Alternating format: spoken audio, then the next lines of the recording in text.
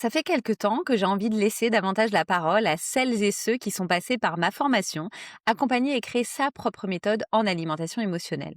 Parce que finalement, ce sont leurs parcours, leurs déclics, leurs évolutions concrètes qui parlent le mieux de ce que cette formation permet. Alors, ces épisodes, je les ai créés un peu comme des capsules, des temps de partage que je publierai régulièrement pour montrer ce qui se transforme dans la posture, la pratique, la trajectoire professionnelle et aussi personnelle quand on se forme en profondeur au sujet de l'alimentation émotionnelle. Alors aujourd'hui, je reçois Sophie Pian. Sophie, elle propose des suivis en naturopathie, des massages, des accompagnements en alimentation émotionnelle à distance et aussi à Vannes. Elle a suivi la formation il y a quelques temps et son parcours illustre très bien ce que peut produire une approche structurée, intégrative et incarnée.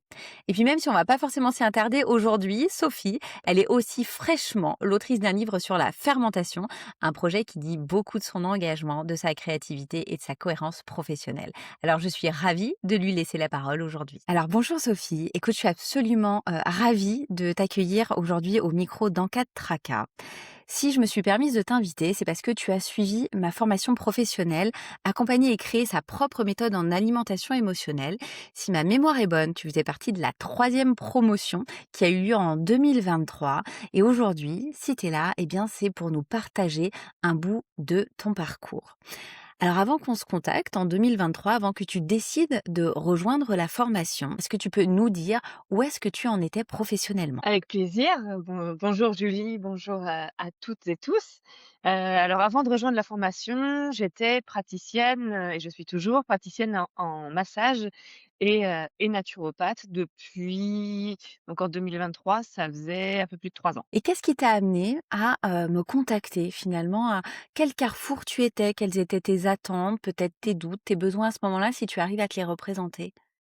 Oh oui, tout à fait, à cette époque, je m'étais déjà spécialisée dans l'accompagnement, des troubles hormonaux, notamment de la thyroïde, mais finalement de voilà, de tous les troubles hormonaux.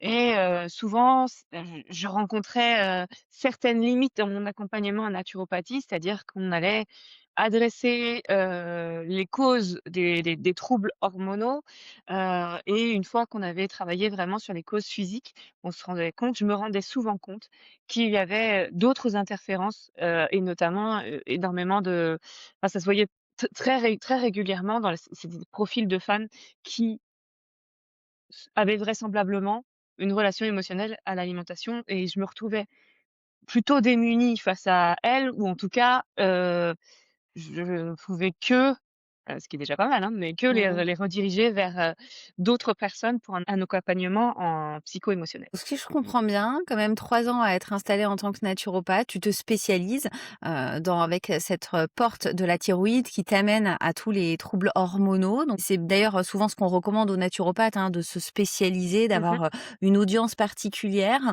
Tu la cibles, ça fonctionne bien, mais pour autant, tu te rends compte que tu pourrais aller plus loin et qu'il te manque peut-être une pièce, du puzzle.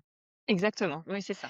Et qu'est-ce qui t'a donné envie alors de te former, de suivre cette formation en alimentation émotionnelle spécifiquement? Et bah, écoute, à la base, c'est aussi, toi, ton énergie. J'avais, voilà, donc je suivais sur les réseaux sociaux, puis on était en contact, il me semble, depuis quelque temps, parce que j'avais hésité à rejoindre la promo, précédente Mmh. notamment.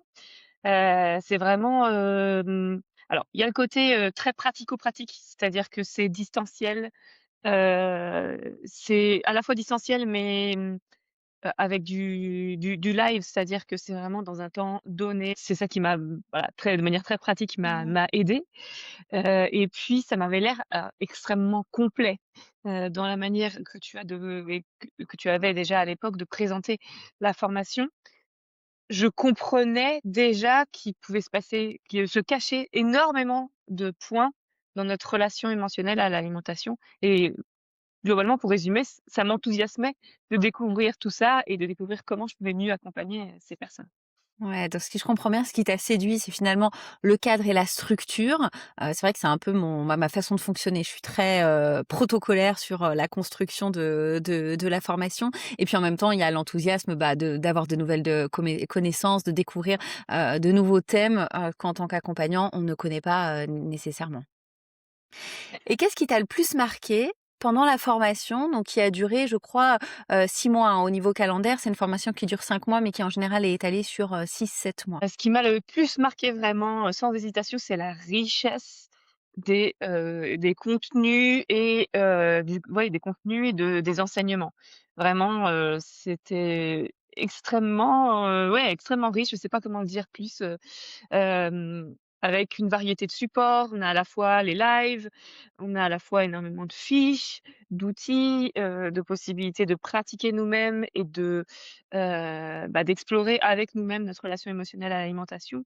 Voilà, c'est pour résumer, c'est vraiment, la générosité de cette formation, on va dire, Merci. Ouais, que c'est tu vrai que c'est proposes. aussi c'est intéressant le retour que tu fais, c'est aussi un hub de réflexion autant professionnelle que personnelle. Parce que finalement, tous les Mmh. outils, toute la théorie que je peux proposer, eh bien, j'invite chaque participant, chaque participante à les tester aussi sur lui.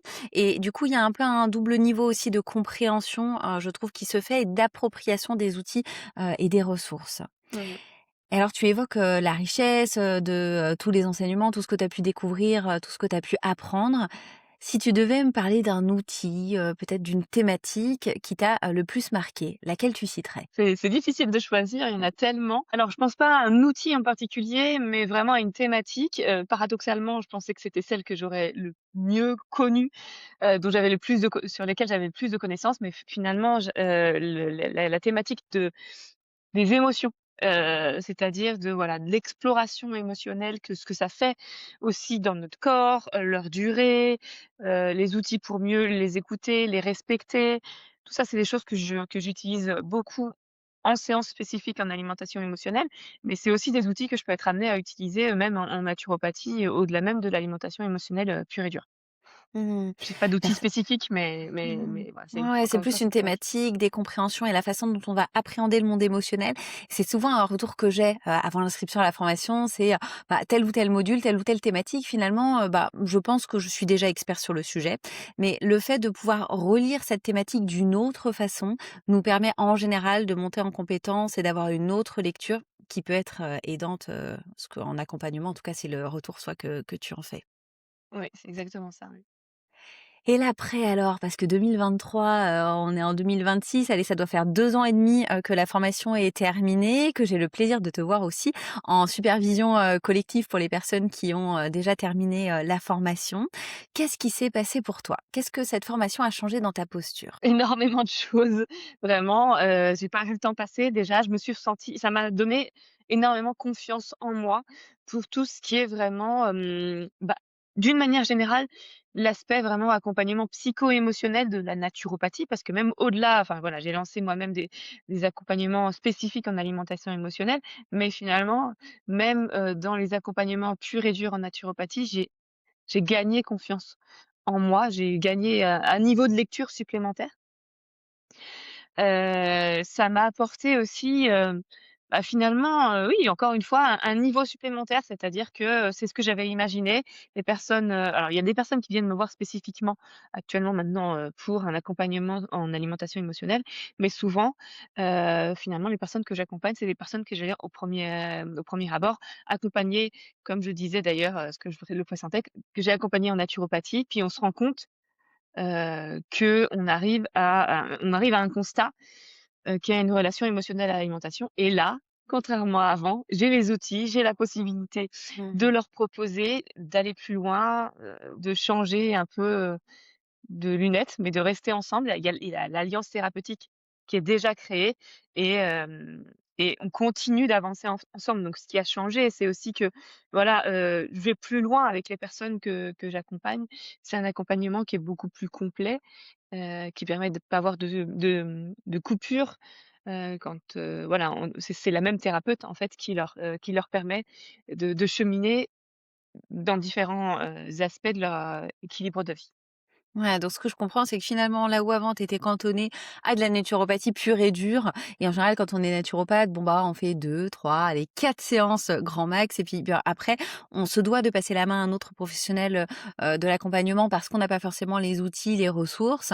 Là, ce que j'entends, c'est que tu as les outils psycho-émotionnels pour, continuer à travailler avec, bien évidemment éthique. On ne sort pas de son champ et quand on a besoin de faire appel à un psychologue, à un psychiatre, à un médecin, hein, bien évidemment, on le fait, mais toi, ça te permis de continuer les accompagnements et d'aller jusqu'au bout avec les personnes qui venaient te voir, Mmh. sans pour autant donc arrêter un accompagnement après 2-3 séances. Oui, c'est exactement ça et d'ailleurs, c'est ce que aussi permet la formation, c'est de savoir où est-ce que nous, on peut se placer une fois qu'on est Mmh. formé et où est-ce que le après ça dépasse, du cadre et du coup, j'ai toujours mon fameux réseau que je peux activer, mais plus tard, on va dire, dans des cas, bien spécifiques, Mmh. heu, qui dépassent le cadre. Et qu'est-ce que tu as mis en place depuis alors? Depuis, 2 ans et demi? Qu'est-ce qui a changé, fondamentalement dans ta pratique, dans ta manière de travailler? J'ai gardé mon suivi en naturopathie et j'ai commencé à proposer, des suivis en alimentation émotionnelle.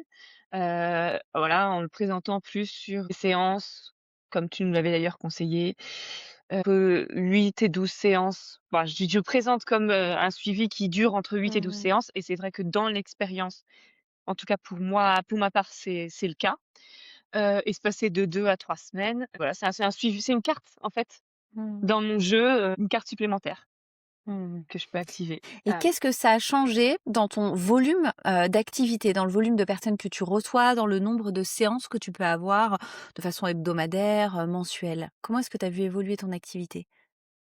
Beh, très positivement, disons que grâce à ça, alors j'ai pas étudié spécifiquement le sujet, mais je dirais que ça a augmenté, tout simplement mon chiffre d'affaires, d'à peu près un tiers, voire selon les périodes, ouais, je dirais un tiers. Parfois ça c'est même monté jusqu'à 50 certaines périodes. C'est-à-dire qu'il y a ça aussi, c'est que pour dans les périodes comme c'est là actuellement, on enregistre au mois de janvier, en naturopathie, c'est, en tout cas pour moi, une période plutôt calme. Mais quand j'ai Mmh. déjà des suivis, des personnes que je vois toutes les 2-3 semaines, ça me permet aussi, de m'assurer un revenu, plus régulier aussi, une tranquillité d'esprit aussi, voilà, faut dire les choses clairement, Mmh. financière. Donc ça, c'est important Bien sûr. également. Mmh. Bah, bien sûr, parce qu'un thérapeute qui a, des préoccupations financières, c'est un thérapeute qui va pas, ou qui va peut-être être plus difficilement, présent en séance et c'est bien normal parce qu'on reste avant tout des humains, qui avons envie d'exercer avec le plus de sérénité possible. En tout Mmh. cas, félicitations, hein. 1/3 ou, voilà, la moitié de ton chiffre d'affaires et de ton nombre d'accompagnements qui a, explosé, c'est bravo, chapeau. Qu'est-ce que tu aimerais dire, qu'est-ce que tu pourrais dire à une personne qui se sent appelée par ce sujet, par cette formation, mais qui n'ose pas encore se lancer dans la formation? J'en ai plein des naturopathes qui ont envie de rejoindre, je vois, qui cliquent, qui prennent rendez-vous, qui tournent autour de la formation et qui pour autant ne passent pas à l'action. Déjà que je peux les comprendre parce que, je le sais, à l'époque, j'avais mis toutes mes économies dans ma formation en naturopathie, et bah, c'est cher et on se dit, même si on est, la plupart, des éternels étudiants et étudiantes, on se dit qu'on n'a pas forcément les moyens, ou que c'est pas forcément la priorité de remettre, de l'argent dans une formation, même si elle est plus courte et moins chère. Mais en vrai, c'est presque un game ça a presque été, si je me permets l'anglicisme, un game changer pour moi.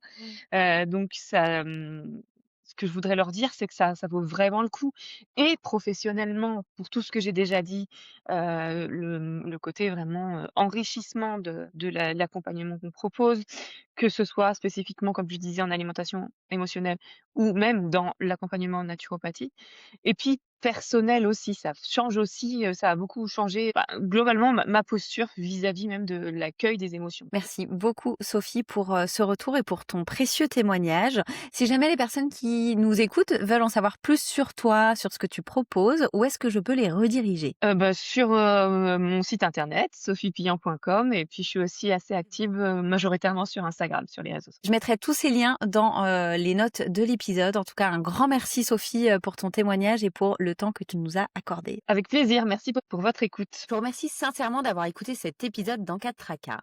Si vous êtes professionnel ou que vous êtes en projet de reconversion et que vous souhaitez aller plus loin, ma formation Accompagner et créer sa propre méthode en alimentation émotionnelle est là pour ça. Vous trouverez le lien dans les notes de l'épisode. Et si le contenu vous a parlé, pensez à le partager ou à laisser un avis. Je sais, ça peut être pompeux d'entendre ça à chaque fois, mais ça compte vraiment beaucoup pour faire passer le message et pour permettre à ce podcast d'acquérir de la visibilité. Alors je vous dis merci et à très vite dans un prochain épisode. Et d'ici là, prenez soin de vous.